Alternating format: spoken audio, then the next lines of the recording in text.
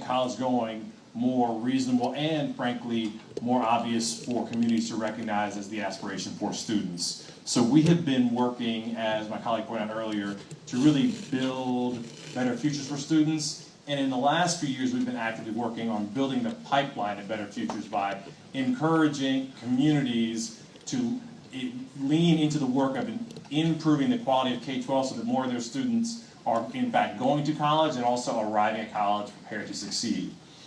So to that end, we believe in a few things that are really important. Quite frankly, they're the sort of mom and apple pie of public education. We believe that all students should attend quality schools and have great teachers.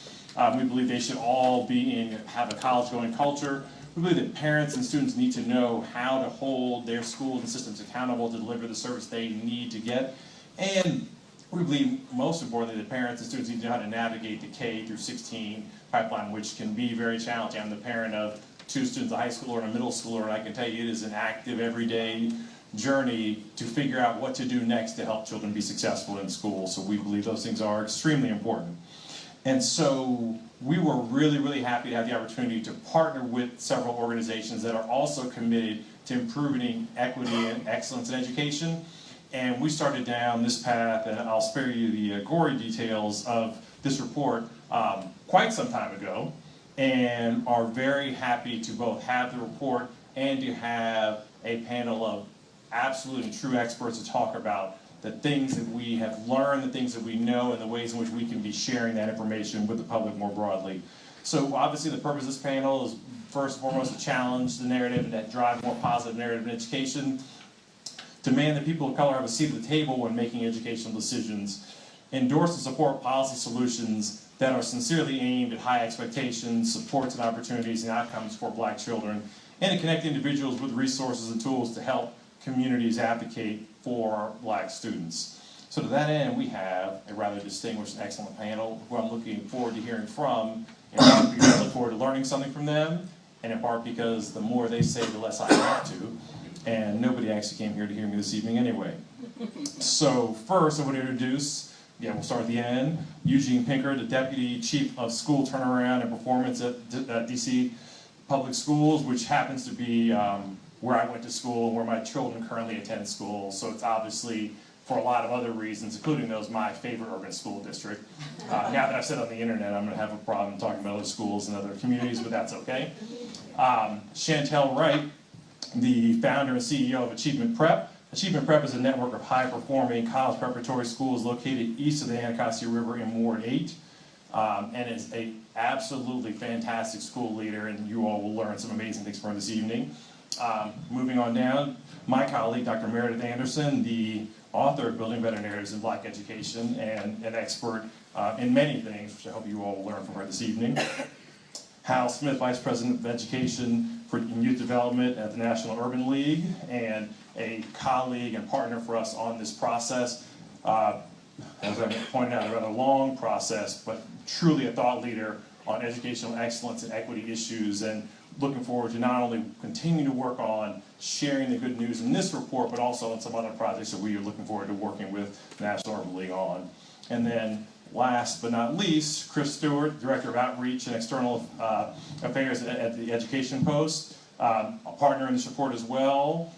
And if you need to follow just one education blogger, this is the person you should be following.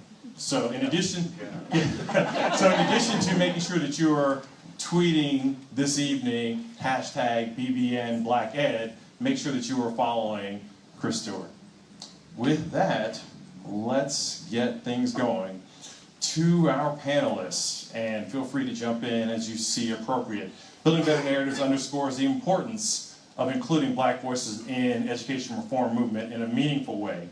Why do you think it's so important to have people of color leading the movement, and what has been your experience in this area?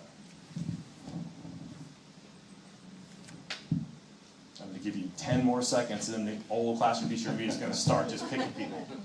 So I'm happy to start. Good evening. I'm Chantel Wright.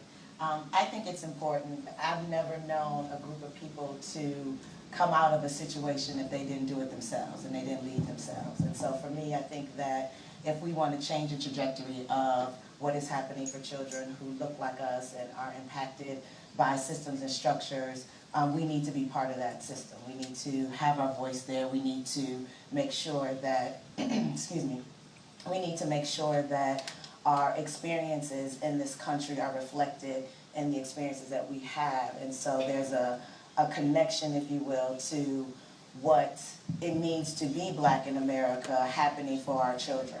And I think that we have to be at that table. Our families need to be at that table. I don't know any parent who wants someone else raising their child or telling them what to do with their child without them having some sort of voice in it. And so I don't know how we continue to have a system and a structure or a movement, if you will, that impacts 90% of a certain race, and yet less than 10% of that leading movement looks like the people impacted. So for me, I feel like it's our duty and it's our obligation to make sure that we are part of this. And I think the one thing that Dr. Meredith did very well here was talk about not just what the issue is, but real call to action for us about how we can do things better in terms of having a voice in this work. And also, not only is it important to have this leadership like we talked about, but we know from research that it matters and it makes a difference. So research from political science to public administration, from education policy and administration, has continually showed the positive effects of having Black leadership, having Black teachers, having them in the classroom and leading schools, and how they can affect outcomes for our Black students. But also it affects not only Black students, but for all students. I think sometimes we get in that debate where, it's a zero-sum game, but it's not. But I also think that it's important for the student to see this leadership, for the role model effect. It might create a greater pipeline of African American students into education if they're seeing these leaders like Chantel, if they're seeing these leaders on the panel that are making a difference in education, because we know we want to create a better pipeline of these students. I think in addition to the importance of seeing African Americans at the front of classrooms, at the head of buildings, there's the importance of having African American presence and leadership at each part of the ed reform and ed practice community, right? So that's researchers, that's policymakers. One thing I learned in grad school, and learned many things, but one thing that happened the first day I was there, a brother who was a few years ahead of me told me this. He said, when you think about what you're going to do here, always remember, they will never be too far, but you will always be too close. And what he meant was, anytime I would raise a question that was around race, that was around particularly African Americans, it was questioned, right? The framing, the things that I came to study, to talk about, to learn, were questioned. But anyone else from any other community had free reign to frame us a certain way, to raise questions a certain way, to make assumptions that mattered because of their position and their degree. And that continues. Right? So if we don't have our voices in philanthropy, in policymaking, in front of classrooms, every question, every framing will be seen as legitimate, and there's nobody else to counteract it. There's no way to build a countervailing force. So institution building is important to me, but also framing. Right? If we don't ever get to call the question, if we don't get to upend assumptions, then I think we're continually going to be trapped in the ways of deficit framing. These folks are problematic. If we could just figure out how to deal with them, our whole district will become a stronger district. This narrative is embedded in education reform, and the more voices we have that are in education reform at all levels, in all seats, the more chance we have to upend it and really start talking about what can be done to improve education outcomes for our communities and kids. So Hal, you bring up, I'd like to jump off of that point a little bit. I mean, what are some of the dominant narratives about Black youth and education, and how can we counter those narratives? I think everyone is aware, that Black kids are broken, right? And fundamentally broken in all kinds of ways, not just slower learners or come from homes that don't support education. There's hardly any negative framing of education that doesn't somehow implicate Black folks in the African American community writ large, from teachers right? That we have a teacher crisis, not a shortage, but a crisis, right? When you hear the districts are failing, Baltimore, New York, DC, Los Angeles, most times you're talking about teachers of color, right? And that somehow their preparation, their professional work is not up to snuff. And of course, that means that the students are not getting what they need. But the narrative is largely about all the ways in which the African American family is failing students, the ways that students themselves don't believe in education, all of which is false, all of which serves a larger point and purpose. And that if we're able to talk about the ways in which young people are successful, the ways in which they come from an asset perspective, I think we can move the needle. We can move the needle in positive directions. But most importantly, it's about the kids understanding that they have an educational, intellectual tradition upon which they can build, right? And that this long history, UNCF, National Urban League, but even back before that, of African Americans investing in education, this moment is the unique piece where people assume that we don't believe in these things. That's part of the framing that I hope we're able to address both in the report and on this panel, but it's a longer set of conversations and making it, our folks think about it ahistorically, like every child is unique with no background, no home that's worth anything, I think is part of the dominant frame. I think another piece of the framing is in how we respond to the gaps that do actually exist. So it's difficult when you're a teacher to look at students and we say, well, you can't have low expectations. And the teacher at the same time is looking at a kid who, according to all the assessments we have, is actually significantly below grade level. So it leaves you with this conundrum of, do I meet the student where they are, or do I hold them to high expectations, but then realistically, how can they read this if that's not on their reading level? It reminds me of the research of Dr. Gloria Ladson-Billings when she talks about it's not an achievement gap, it's an opportunity gap. We're not creating situations in which these students can't actually engage in rich learning experiences. And what that means is that we tend to react, I think, with a sincere interest in serving the students in a way that's all about remediation. That's all about finding that basic, and then we stick in the fundamentals, and then we spend the first 3 weeks of every school year doing what we were supposed to do last year because we feel like they didn't get it, at least that's what the assessment tells us, and that actually generates the achievement gap because there's that drag there that slows the kids down year after year, and by the time they're in high school, it's years.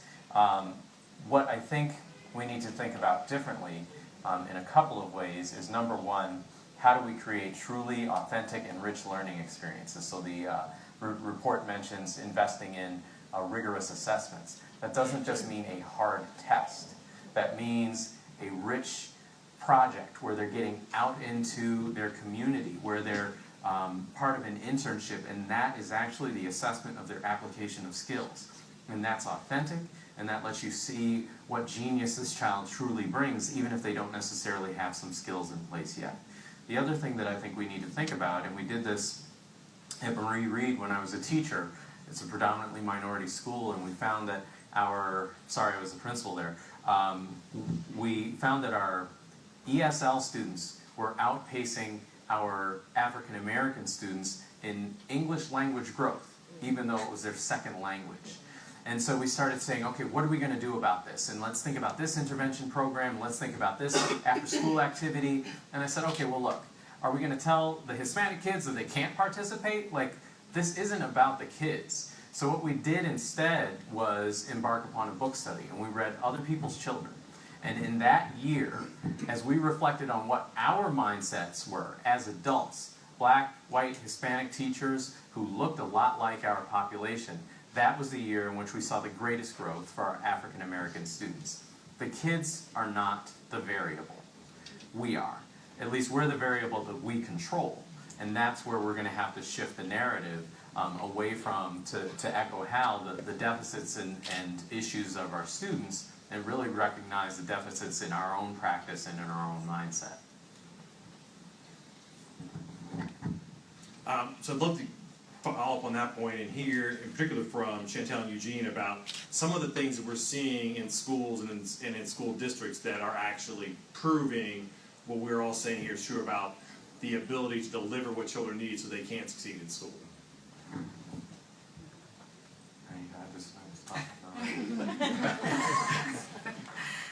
So, I mean, I think that part of why I'm glad and was honored to be part of this is because I don't think the narrative is being told enough about schools that are doing right by our children. And I thought, excuse me, the Mike and Mark show said very well, it's not about the shingle, right? It's not about whether or not it's a traditional public school or whether or not it's a charter school. Parents don't care about that. Children don't care about that. They just want a great school. And when I think about the things that work, and being here in DC and having sat under the leadership of Kaya under DCPS, opening the school here, when Kaya and I talked at one point about how do we change the narrative that's happening in this city and stop thinking about children as charter school children or DCPS children. How about we just think about them as the city's children and we do what's right? How about we take the best of both worlds and we create schools that work for children? And I think the schools that are doing that the best, they do a few things. I think they think about the community first and foremost. I think one of the things, and I say this as a charter school leader, one of the mistakes that we've made as a sector is thinking that we can just go into any community, anywhere, anytime and just open a school because things are so bad there, and so here we are. And I think that's a mistake because any community, whether it is a community of lack or a community of excess, deserves to be respected as a community, as an entity that has a voice and feeling for what it wants within its community. So I think schools that do it, that are doing things right, do that. They think about the community. The second thing is they really think about who it is that they are serving, which goes back to your point, Eugene. Who's in the building? What do they come with? Where do we want them to go? But how do we close that gap? And my school is not achievement gap; it's achievement prep. We're closing the achievement gap. But I think schools that do it well think about who do they serve and what do they need. And it's not just about coming in with the assumption based off some data, based off assessments and scores, but really getting to know the scholars, getting to know the families, going and sitting on folks' couch. One of the things that I think is a concern for me, you go into a community that you want to change, but then you're afraid of the community. You won't go walking in the community. You open the doors to your scholars and you say, you come in, but you won't go out, right? I think about our school. We're out there to rival. We're out there to dismissal. We're out there in the middle of the day because we are in their community and our scholars live there, so we need to be there. I think that schools that get it right understand that and do that for children. They do that. They figure out who they are. They think about the messaging that scholars hear. You think about what you're talking about in terms of the narrative. Children are impressionable. I don't care if they're rich or they're poor, and if every day you hear that I'm bad and you hear that my statistics say that I won't defy the odds and I can't make it, it is our job to say a different message every single day and make sure that those words take heart in them. And I think schools that get it right do that, right? You notice it's not necessarily all about the academics. It's not about what's necessarily being the curriculum, but it matters, right? I think schools that get it right also focus on what are children learning. It's not about what works for the adults, it's about what works for the scholars.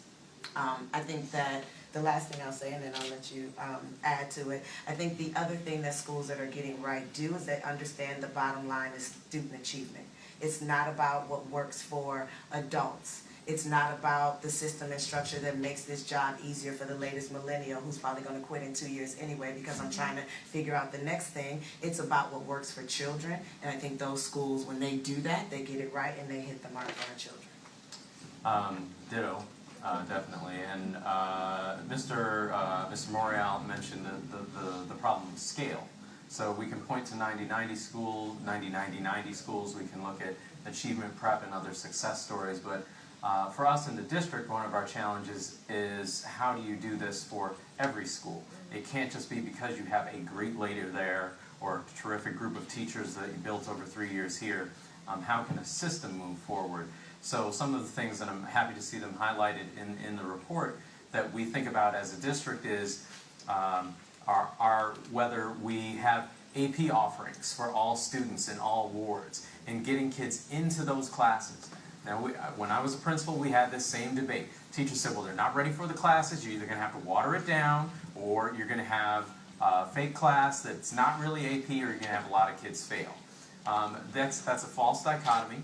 what happens for students, and the research has shown this, is that if they are in a rigorous course, regardless of the score that they get on the AP test, they come out with higher performance on equal assessments. So we create those systemic opportunities for all students to reach high standards. A couple of things that happen in my office right now, we're responsible for the Empowering Males of Color work. We're responsible for school redesign to find turnaround opportunities for our schools.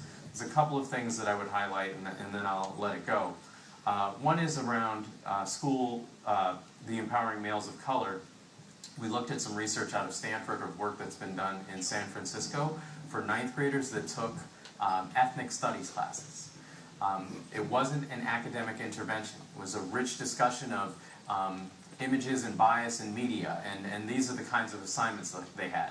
The kids in those classes outperformed their peers who had similar starting points by increasing their attendance by 20 percentage points, increasing their GPA by over a full point, because they understood the world that they lived in and they cared about their own education. And when we bring that up to a school level, it means that we're looking at building these things into schools so that, again, the adult mindset or the skill of the teacher or the attitude of the principal is not the variable that drives a child's experience. You build these things in, it's the only way that you can, when Mr. Morial mentioned site-based, that happened because there were so many people that didn't know anything about what they were doing. School systems were jacked up. You just had to find somebody who could run a school and take care of that school.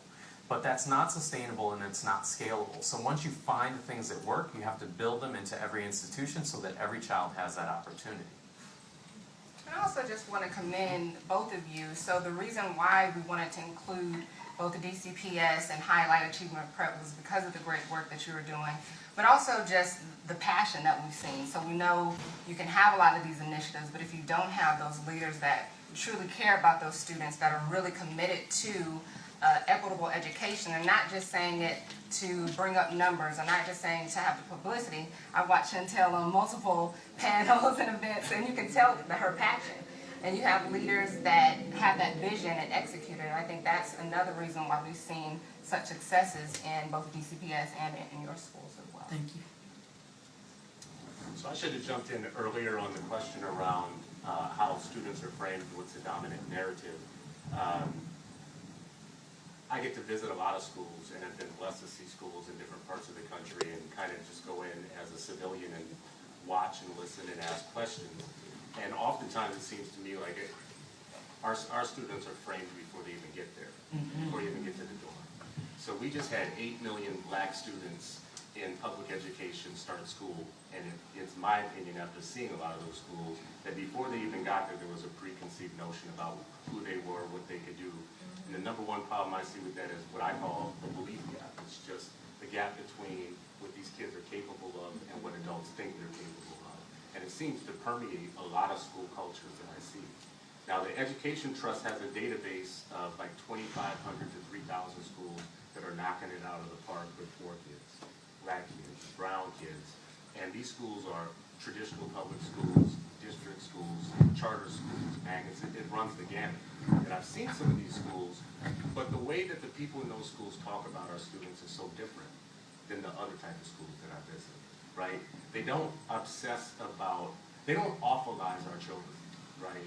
Some of the schools that I go to, by the time I leave, I wonder if the people in the building think that the children even have elastic brains that can pick up and absorb new information and learn, because by the time they get done talking about our children, they have awfulized them so badly that I just don't know how you can teach at that point afterwards, right? Yeah. So when I go to these other type of schools where the kids are actually doing very well, schools like Ileomade in Oakland, for instance, which is a private school started by black parents that didn't want to put their kids in the Oakland Unified School District. They started their own school 26 years ago. Still survives today. They feed them real food. I sat in a math class with these kids, and it was like multi-generational math class. The brother up front had a daishiki on. They were doing some sort of Afrocentric math, and I was not following any of it. I was sitting in the back saying, "Dear Lord, don't let one of these children turn around and say, Mr. Stewart, you want to help with this problem?" Because I was not following it, but it was clear to me that they were in an environment where from day one and from the very beginning, they were seen as learners and that they could learn. and everybody there knew it and got it. But that's one school. I've seen district schools like that, I've seen charter schools like that also, where it doesn't seem like the kids have been framed out of the opportunity to learn. And I think that actually, if we could conquer anything from the get-go, it would be to beat this awfulizing narrative that sometimes even starts to get into the dangerous territory of scientific racism, where we start passing around articles talking about poverty makes your brain small. Knowing that black people in the black middle class came out of poverty at times when we were the poorest that we've ever been, and you heard it earlier, we built a syndicate of colleges during that time. Booker T. Washington built over 5,500 schools across the American South that educated the first generation of the black middle class at a time when we were in deep, deep poverty and in deep depression. And had they awfulized us then that way, we would be worse off than we are now. But I think if I can add to it, say cool and don't be mad at me, but I think that one of the things that we have to talk about in our community is the ability to sustain schools like the ones you're talking about, sustain, schools like mine, sustain leaders like us in this work, right? So that is also a very real issue that comes up. I think about, for me, the work that I have to do to get even a third of the funding that a school that doesn't even exist yet, but because the leader is white and male and knows somebody around there, it has to check before they even start. And what I have to do to prove, and God forbid I drop, right? So Park came out, all of a sudden, right, it's like, oh my God, you know, and I had to really check myself. I was like, whoa, what does this mean? What is going to happen? What goes, what doesn't? I pray that my passion continues, but I need the doors to open with money, right? Like I need, in order to sustain that. And so I think that we have to talk about what does that mean if we know that it's important. Where's the money coming behind that?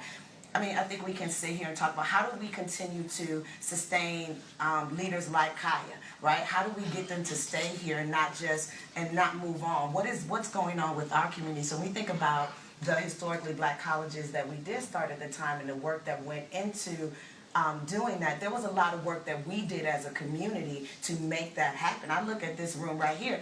It should be filled, right? It's CBC week. Why are there empty seats, right? We should be standing up talking about how to build a better narrative. So the thing where it frustrates me as a leader of color is how do we take care of our own, right? What do we do if we know that there are certain models and things that are working, or we know that there are leaders who are making differences? How do we get behind them and support that work? How do we give them political cover when they need political cover based off the role that they are? How do we sustain them, and not even just in education, but organizations that support education, nonprofit organizations, etc. How do we sustain them so that they can continue this work and truly have a lasting impact on changing the narrative? I don't know if that's where you wanted to go, say.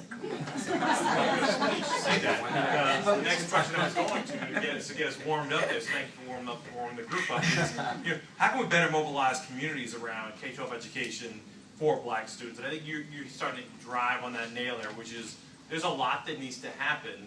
We both need great leaders running great schools, driving great programs, but we also need some other support so that we can sustain, identify, grow, multiply those people. So I'd love to hear thoughts on, what a couple of recommendations that any and all the panelists have on how we do that. Because we need these great things, we need them to be even better than they currently are, and we need more of them. And that's a pretty big trick to pull off. I think this is why, in tune with the night tonight, this is why we need a black education movement. Whether you call that reform or whether you call it whatever, we need a black-driven, black-led movement that comes from the grassroots around education. Because even black leaders of schools are struggling with how do we get more people through the door on parent engagement night, and should we have a chicken dinner, or should we do bingo, or whatever. I see that in every city that I go to. It's not, you don't get the magic black card and then all of a sudden families just start coming to your door. It doesn't happen, right? And I think part of it is we're not admitting a few things. We're not admitting that education over 100 years has professionalized parents out of the building, for one, right? And that was purposeful. Right? There was a point in which the parent was dominant and central to the education of their child, the closest thing to God in the life of their child when it came to their education. And that has changed over a long period of time. I think some of our black professionals might do well to go back to the time where they put at center. We have some stuff to recover. Education has hurt people in some places. We have a generation of people raising children that did not have a great experience with the mainline district schools, right? And we haven't admitted that. And they didn't have that bad experience at the hand of just one kind of people either. They had that kind of experience at the hand of the system, right? This has been a deeply racist system for a long time, and no one will just say it, right? So now we're calling parents back and communities back into a discussion where you just heard it even here today. The presidential election isn't even talking about it. When was the last time you saw a presidential election where the president didn't want to be the education president? We're living in a rare time where people have picked up their cards and have moved on in the education. And we have some racial, I mean, not just racial, we have some class strife within this issue. We have a very middle class dominant discussion about education, about people who are never in the room, right? Now, when you say that this room should have, like it's CBC week, it should be packed in here, my dream is that it would be packed with the black poor, right? Talking about their children and their babies. And the fact that the intellectual development of the black poor right now is the thing we should be talking about. But we're having a lot of middle class discussions about people that sometimes are no different than what the dominant culture does when they talk about our people. And I just think that's a problem. If you want a new outcome, I think we really have to figure out a way to start a school support movement within communities and grassroots communities that is way more inclusive. We have people show up to volunteer at schools right now, and the schools don't know what to do with volunteers, right? People go home frustrated, right? I never knew there was such a problem until I visited school. I thought they would just welcome you with open arms and bring you in. It's not true. It's just not true.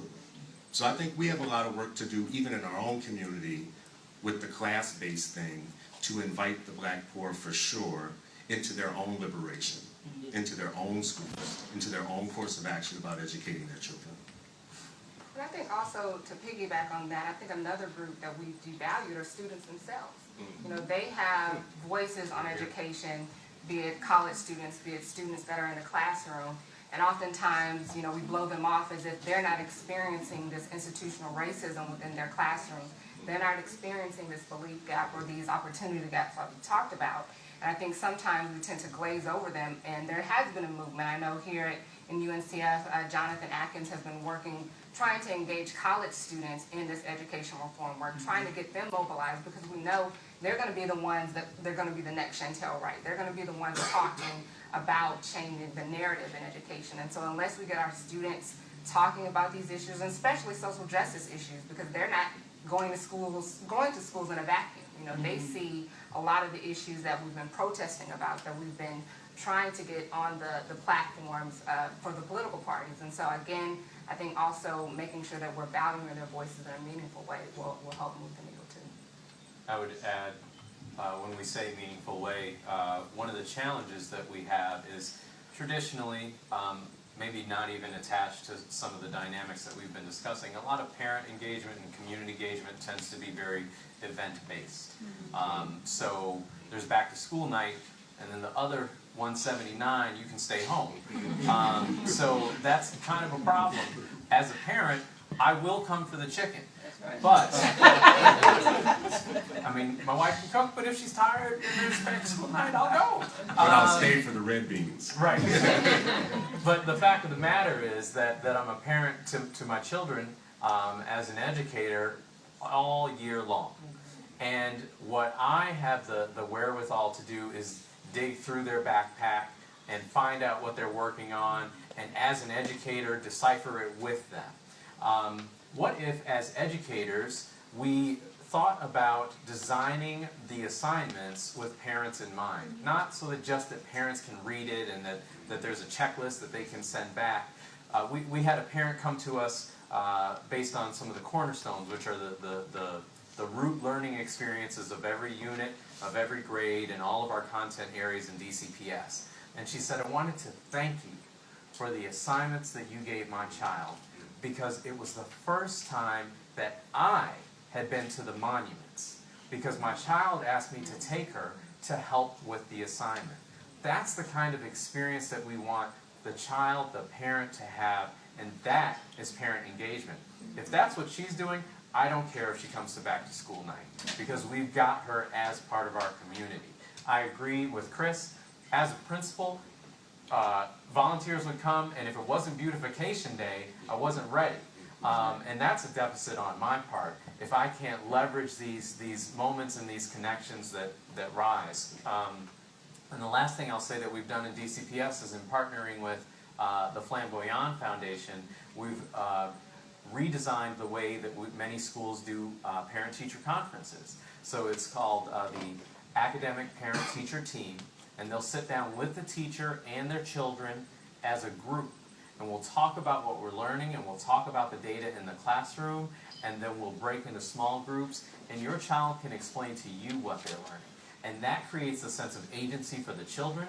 Those are the children who are going to be leading us, because they are explaining in that moment, even as elementary school children, explaining to adults what their learning is about. So those are the kinds of experiences that we need to create, again, on a consistent basis, so it's not this pop-in, drop-in, event-based engagement. Excellent. Well, I'm going to help you all out by giving you about 1 minute to think about the questions you have for the panelists. And we're going to run through a quick oh, we've got one already. Excellent, Nikita. So I'm going to babble until she gets the mic for you. There you are. Yes. Okay. Yeah, we can do that. Good evening. Nikita Mason. I am, is this working? Yes, it is. I am with Hall Public Charter School, where Upper Northwest used to be a DCPS school converted to a charter 17 years ago. And so I had a couple questions. So I'm always about the action. So like the what's next, people in the room, like what are the action steps that we can do to help shift this? But I wanted a couple questions. What does progress look like once we do this? Secondary to that is, you were talking about like how do we better mobilize communities to help support this work? So, okay, bringing the impoverished in for them to feel liberated. They should be in the room to have the conversation. So what does that mobilization look like for your regular family down the road from Paul, for us as administrators inside Paul? So I do fundraising and enrollment and recruitment for Paul, so I'm not a teacher or a principal. So those are two questions. And lastly, I wanted to talk a little bit about like how we deal with the racial biases within the teaching, right? So there was an article back in March in Johns Hopkins that talked about some intense racial unbiases that go on in the classroom that I feel like impact the opportunity gap, the achievement gap, the belief gap, the belief that, for instance, white and other non-black teachers were 12 percentage points more likely than black teachers to predict black students wouldn't finish high school. So I wanted to get some thoughts around these racial biases that exist beyond community, that are like teachers that are leading our students and teaching our students and guiding our students, knowing that less than 10% are actually leading those schools and the predominant are running this movement. That was a lot. Yeah. So what's progress look like? And then speaking to the racial biases and how do we start the movement?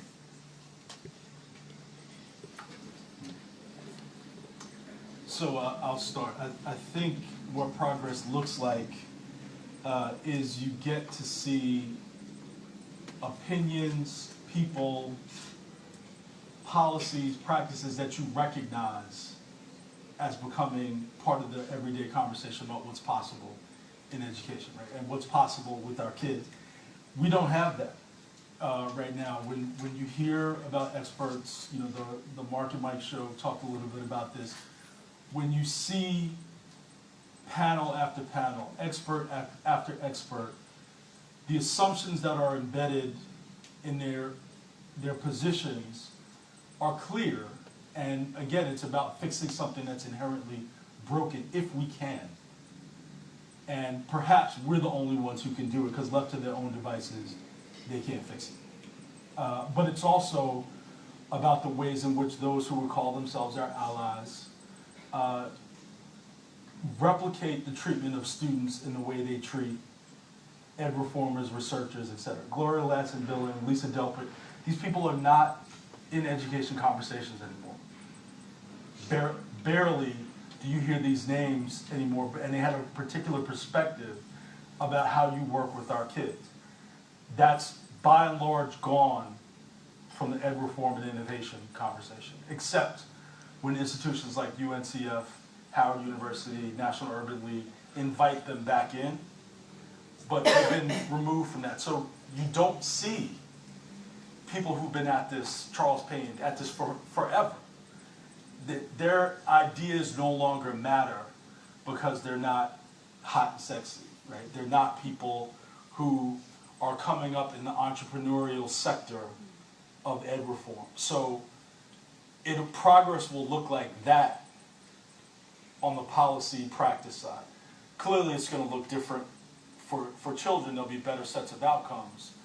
But for me, one of the big changes is people disentangling what an education can do for somebody from what a teacher can do for somebody, right? Education is larger than what goes on in any given classroom or school. It's all the educational institutions being active in a student's life. Right now, we're talking about schools being able to accomplish this absent any other input from students, from parents, from anyone. And you put that on teachers, right? Teachers are not social workers. Teachers are not all kinds of things, ... But a community has those resources in order to address young people's needs, in order to build their assets. But as long as we talk about education as only the teaching and learning that takes place in that classroom, in this building, I think we're never going to get where we need to go. So progress for me would mean we're talking about what an education system can do and not what a school or school system can do. So I might take a little different tack on that. Mm-hmm.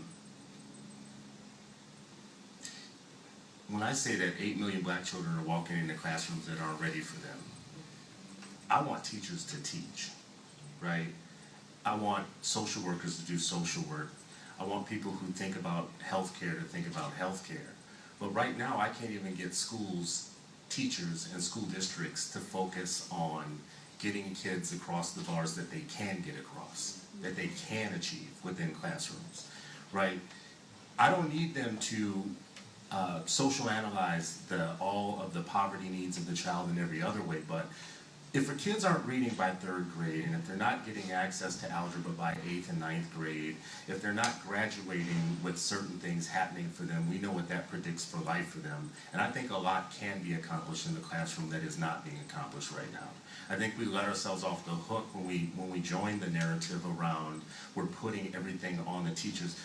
For me, like, if kids aren't learning, you're not teaching, right? That's just the bottom line. There should be some outcomes and some expectations. Of course, we need communities around schools. We need people to understand that education is more and bigger than just what you can learn in the classroom. But there are some classrooms where you walk in right now and you have no assumption that there's any learning going on and that there could be. And I think that's a real problem. We have to be real, I think, honest about some of what's going on in some of our schools and some of the district schools, right? So the reform narrative is all about drive hard, yes you can, and whatnot. And I'll be honest with you, a lot of the reform people are reading all the people that you're talking about, Gloria Lancey-Billings, and they're all ordering Ta-Nehisi Coates, and they're like diving down the kind of the diversity kind of book list, and they're like looking for their diversity Jesus everywhere they can because they're under fire right now. They have to, right? They have to. Like, charter schools have gotten that memo. Like, they're all over the news and the papers about their discipline policies. So now they're having talking circles where you pass around the conch and everybody talks and all that type of stuff. They're trying to get that done. Some of it's kind of plastic and some of it's real, right? So in some cases it's real, sometimes it's plastic. But the majority of our kids are in traditional public schools, right? We have 700,000 kids in charter schools. We still have the majority of that 8 million in these district systems. And thank God for DC, because DC has shown the world what you can do when you run an even approach. You try to balance out, just be about great schools. But we have black superintendents right now trying to do the same thing in other districts and are catching all kinds of political hell from people that are not the reformers, from the people who are the resistance movement to change. And that to me is a bigger problem because thank God you had Kaya for so long. She doubled the lifespan of a superintendent and got a lot done in this city, took a very even approach. But talk to Antoine Wilson in Oakland, right? Where people are showing up at his board meeting because he wants to do the same thing that Kaya did. And you got white folks coming up to him, calling him, saying he's trying to install Jim Crow policies, right? Non-black people come and telling a grown black man that he's trying to install Jim Crow policies because he's trying to do what Kaya did. And that, to me, the resistance within, I know we're giving the reform narrative kind of a hard time tonight, but the resistance movement to reform, I think, deserves a whole nother panel. Well, and needs to be broken down. Let's be clear. I'm in the back for Kaya Henderson. She's the best superintendent I've seen in my years. But she didn't start the reform, right? And we know, I think, sometimes the incendiary and antagonistic approach of her predecessor was self-destructive, but at the same time, she could have been nice and still would have gotten run out of town for some of the work that she did that laid the foundation for some of the more rigorous and challenging actions that we've taken since. The reason Kaya is so gifted is that she has actually sustained the things that made people angry, but brought them on board and engaged the community in a way that folks haven't done before. So absolutely echoing, you know, the description you're giving of, I guess, the societal stomach for reform. I think I would like to talk about really quickly what Takeda was asking in terms of we have made it easy to start to blame it on race, because for me it's not just about having a shared identity. I've had in my school working for me teachers who look just like the scholars we serve, come right from the scholars and do more harm than the white teacher who is determined and dogged about closing an achievement gap and will do whatever is asked in order to close that gap.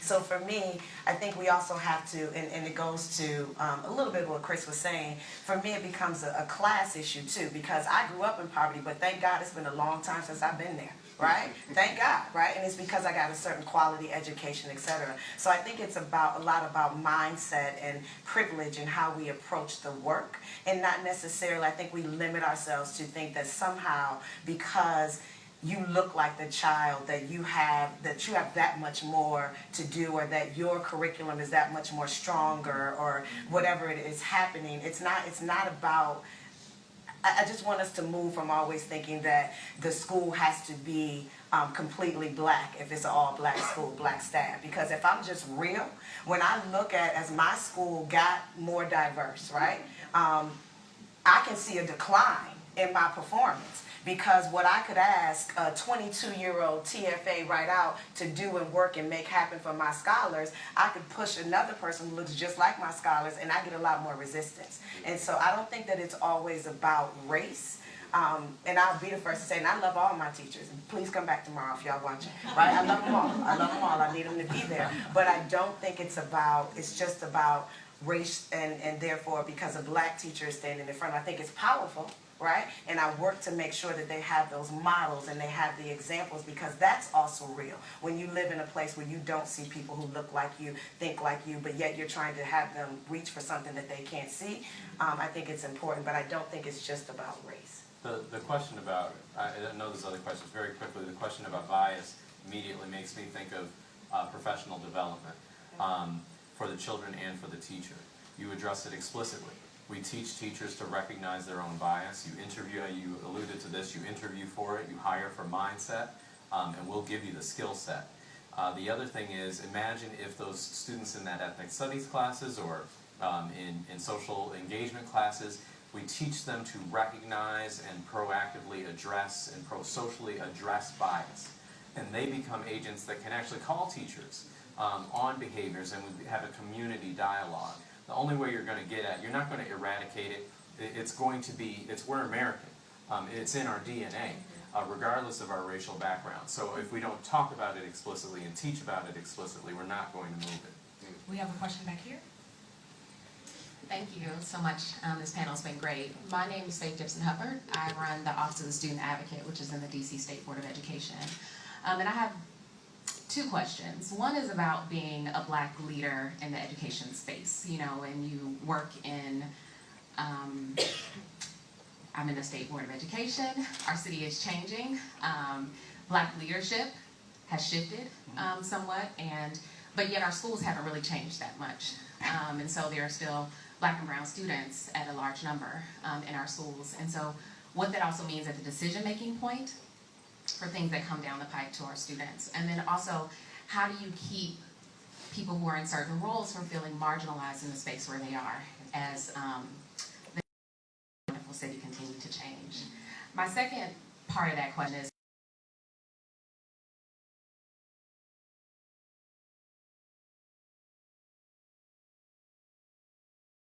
I live in the Ward 5 community. It's changed a lot.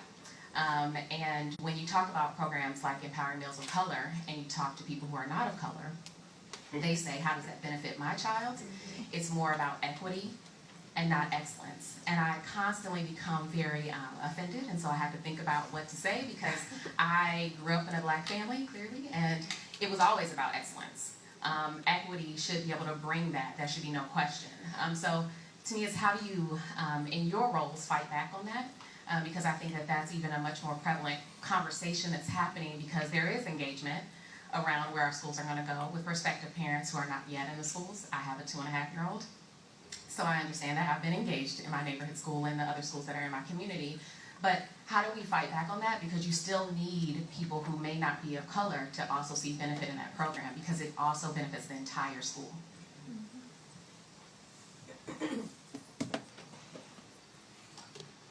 In all honesty, it's not a question that I've tackled that often. So we should talk more. So that's why I'm kind of struggling, because the question of equity and excellence is, again, that's another false dichotomy. We look at schools like School Without Walls, and we look at the achievement gap, if we use that name for the moment. And there's lots of excellence. So the issue here is that there are a number of students who don't have access to excellence. I don't know, I'm sorry, come back to me. I can't even look at the data. One question, it comes up to me a lot in my role, and so specifically about that particular program, but just in the city is changing, and so I think helping people to understand what a program means for them, and how it impacts. I mean, I see it. I think there are some people who see it, but I think it's not just about Empowering Meals of Color. It's about the way we decide to go in order to support students and their needs, which we have to differentiate what we offer. I'll say I'm a little bit spoiled, because I think those of us who are immersed in the work, this is not a question. That sounds to me, that resonates like when I was at Georgetown, people asking me, well, you didn't need affirmative action. Or when folks say, well, why did, as Dr. Lomax and Mr. Morial said, why do we need HBCUs? The first question, why do we need community voice in the work? I don't even know why we're asking these questions. Because I'm honestly just so deeply immersed in a community that doesn't have that. So I'm going to have to kind of hit the rewind button and come up with some of my old responses. So Faith, I'm going to jump in here, take the moderator's privilege for 1 minute. So two things. This issue that you're raising is actually not one that's a function of change in the district. I can tell you that because people were making the same points and having the same issues when I was a student in DCPS many, many years ago. And when I was running for and serving on the DCPS Board of Education, the favorite question I got on the western half of the city was, how come we don't have more gifted and talented programs? And the simple response I could give people was, because of you. Right? And the reality was always that, and then, this is, for those of us that are parents, we can feel this. Like, ultimately, like, people do care about all the kids. Some of us, though, care so much more about our kid, we're willing to look for things that benefit our kid at the expense of others. Mm-hmm. Some of us are slightly more enlightened, and we can see the forest for the trees and realize that, like, yeah, I can put my shoulders to the wheel a little bit more to make sure my kid has a little bit more that I want and need them to have, but I'm not going to do that at the expense of other children who need some, and sometimes, frankly, need more than my children need. But this ultimately, when it gets to the equity thing, it's like, if we don't give children what they actually need to be successful, then we shouldn't be standing around surprised that it's not working. which frankly is what we're currently doing right now. In fact, we don't give all the children what they need.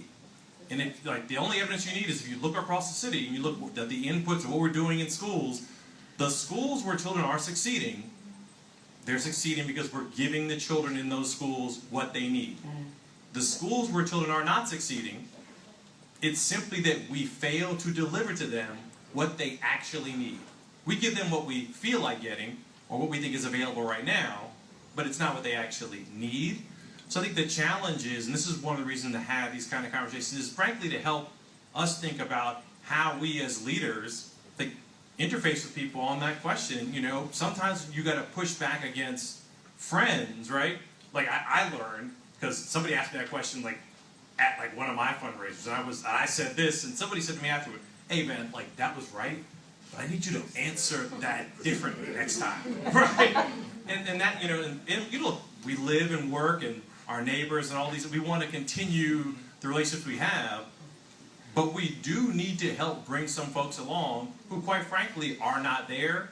And because they're not there, they are actively pulling back the things that we need for all the children in our community. And so I think that that's a little bit harder and, frankly, just uncomfortable, but absolutely necessary. Because otherwise, like, people will invent all sorts of faux reasons for why we shouldn't have this thing or we shouldn't have that thing. And, you know, I'm not trying to take anything from your child, but I would like to see all the children succeed.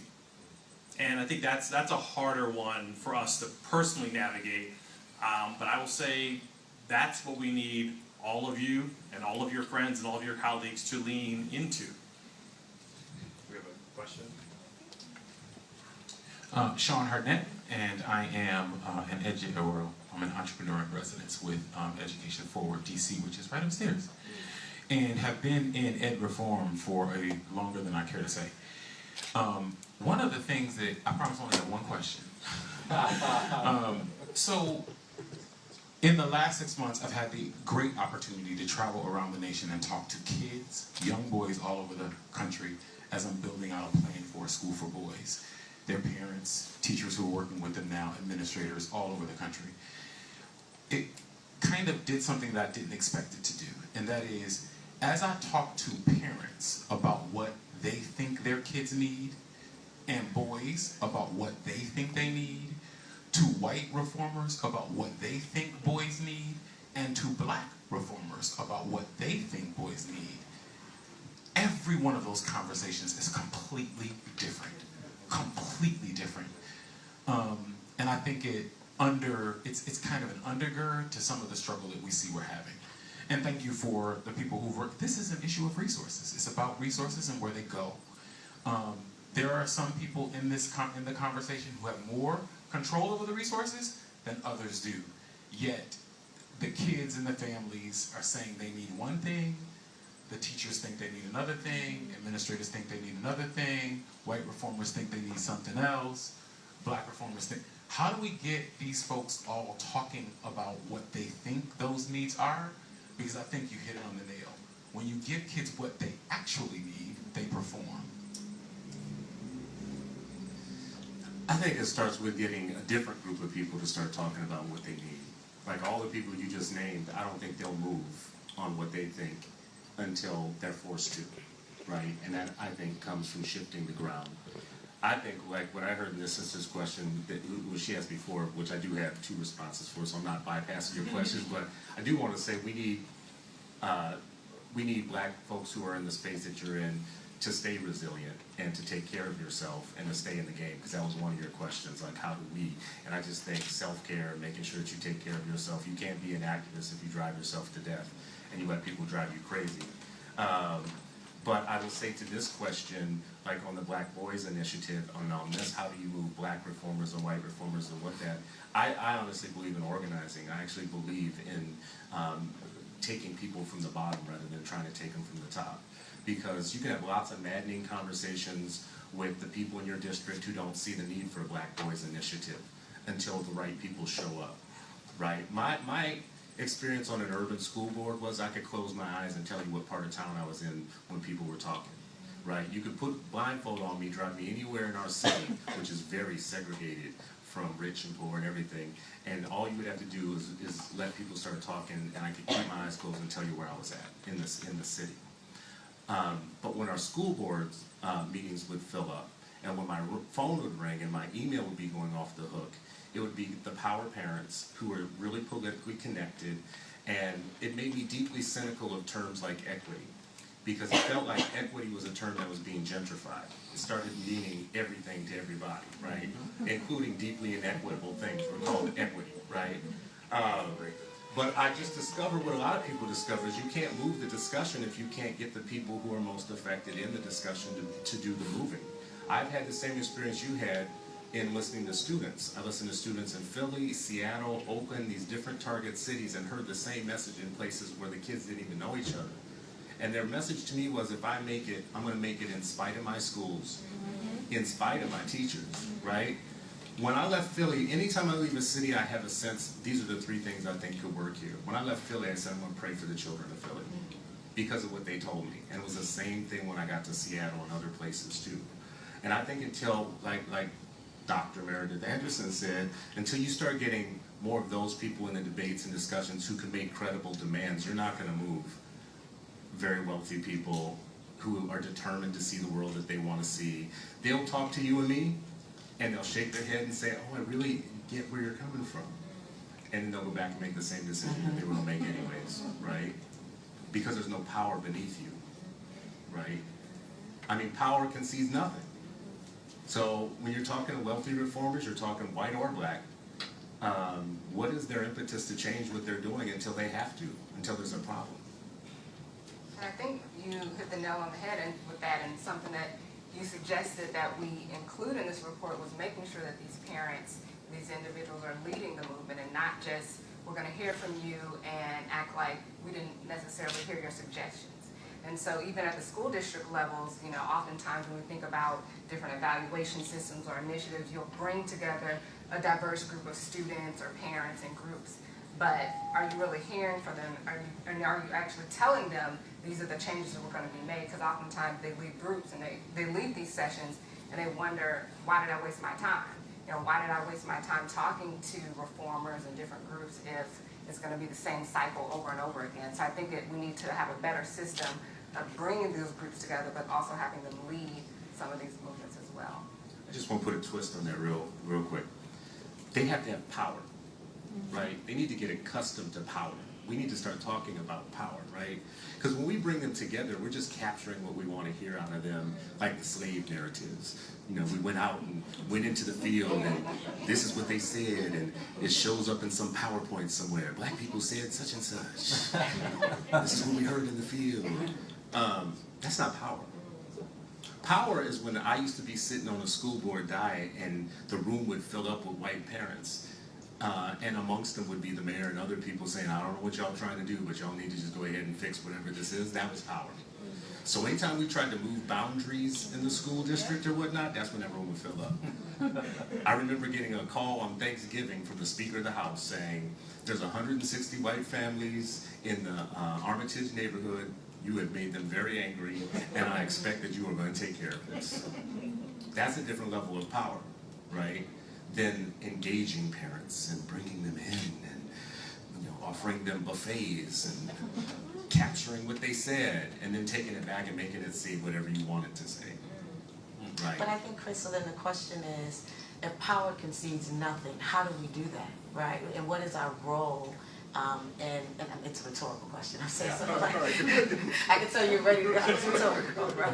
Like an understanding that, and it is one of the things you think about. So I think about where my school is. My school is in Southeast DC in Ward 8, right? And I have lots and lots of parents.